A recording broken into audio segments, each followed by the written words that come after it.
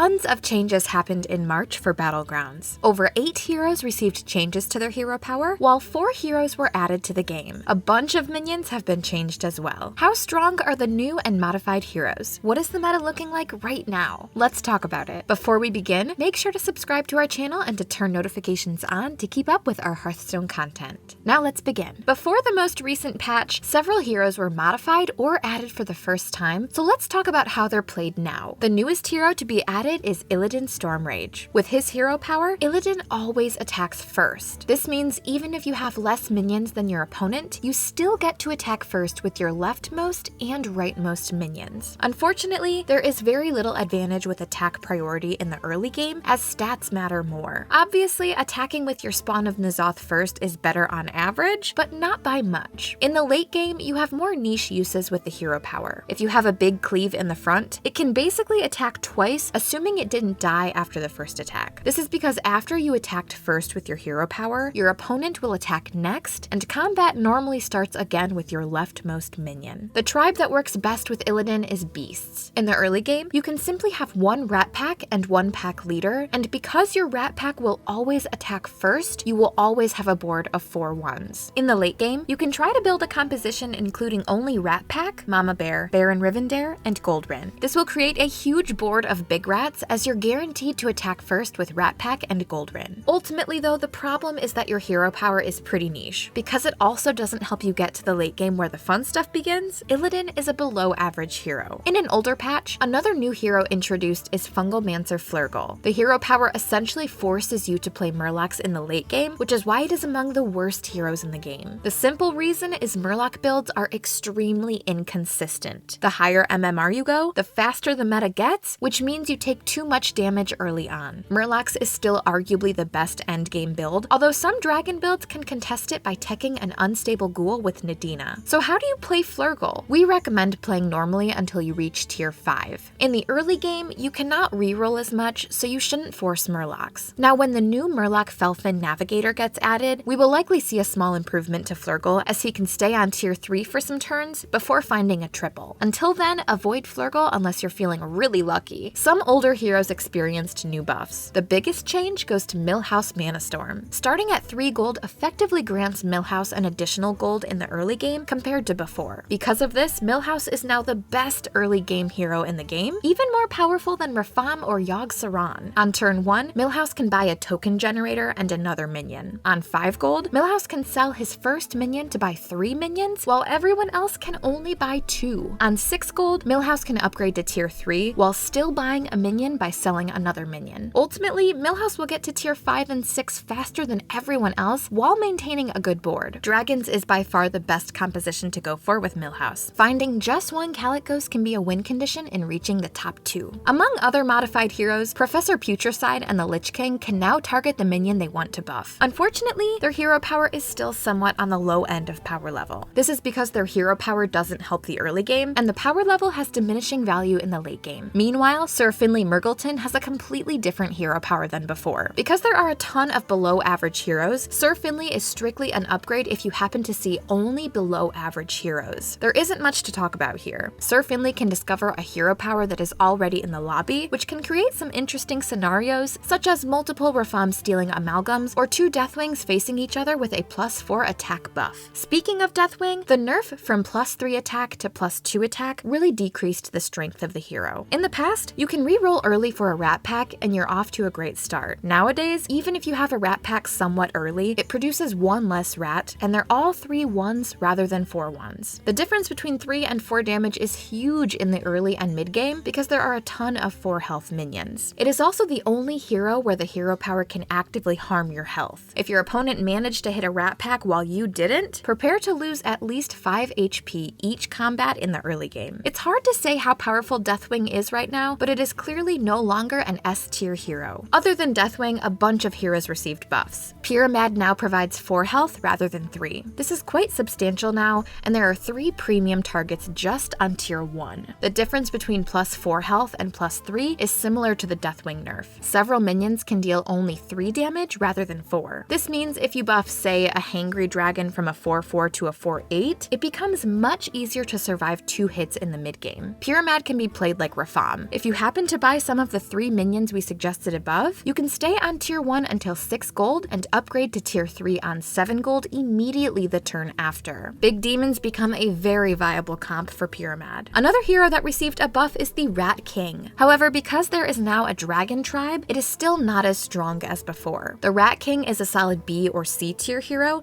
and that's about it. If you do hit the buffs early on your first couple of turns, you can upgrade to tier 5 sooner, which can allow you to find a late game composition. Reno Jackson also received a buff as the hero power is reduced from 4 to 3. Because the hero power is best used on late game minions, Reno Jackson suffers the same problem as George, in that you need to get to the late game first. Sure, you can use your hero power on a Wrathweaver or Soul Juggler, but you're usually giving up on a top 2 comp with that line of play. The last 2 heroes to receive changes were Maleficent and Ysera. Both heroes still suffer the same problem of being forced into a tribe. You can obviously ignore their hero power and just pick the best cards every turn, but that is basically playing without a hero power. And that was all the changes for heroes. A bunch of minions have been changed as well. Overall, we see a strong buff to dragons and a significant decrease to mech builds now that Cobalt Guardian is gone. In its place is the Deflecto bot. While the minion is comparably stronger in the late game, it no longer has the same mid-game dominance that Cobalt Guardian had. Mech builds are, for the most part, no longer meta. You can still pick Deflecto bot in the mid-game, but be prepared to upgrade to tier 6 to look for Holy Mackerels as win conditions. With the buff to dragons, dragons are often the most consistent top-tier comp right now. Twilight Emissary can buff a Bronze Warden more often now, which significantly increases their mid-game pressure. The key is often upgrading to tier 5 faster than everyone else if you are strong enough on 10 gold. Your first triples should aim for tier 6 minions, as you can find Nadina and Calicos as win conditions. Razorgore is no doubt a strong dragon, but it's often more important to find Calicos and Nadina ASAP. And this wraps up our analysis of the recent Battleground updates. What have you experienced in the new patch? Do you think Millhouse or dragons will be nerfed? Let us know in the comments below, and as always, make sure to hit the like and subscribe button to stay up to date with our Hearthstone content, as well as to turn notifications on. We'll see you all next time.